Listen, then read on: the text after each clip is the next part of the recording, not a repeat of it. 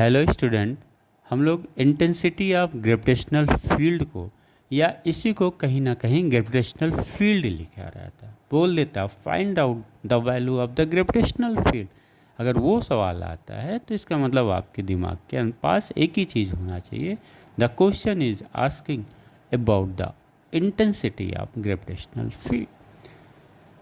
Okay, हम इसको define करते हैं, फिर समझते हैं इसके डेफिनेशंस को।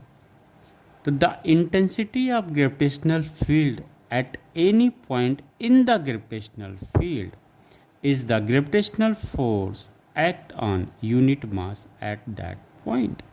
फिर से हम क्लियर करें, the intensity of gravitational field at any point in the gravitational field is the gravitational force act on unit mass at that point.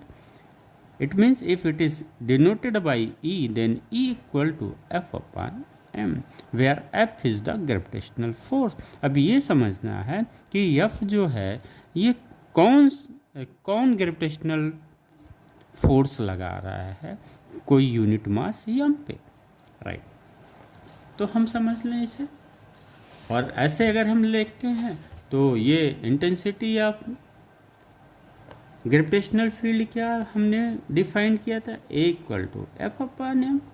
अगर हम इसको ऐसे लिखें तो ये क्या हो जाएगा, ई एम। और जैसा कि हम लोगों ने पढ़ा है Newton second law of motion में, ये क्या है, एम ए है। ये इसको हम क्या लिख सकते हैं, एम ई, राइट। लेकिन जब हम एम जी लगाते हैं, अगर कोई बॉडी पे एक्सेलरेशन जी लग रहा है तो न्यूटन सेकेंड लॉ के हिसाब से क्या हो जाएगा, F equal to M G. अगर हम इस इक्वेशंस और इसको हम देखें तो हम कह सकते हैं ये जो ग्रेविटेशनल एक्सेलरेशन है ये किसके इक्वल होगा, इंटेंसिटी ऑफ ग्रेविटेशनल फील्ड के बराबर होगा।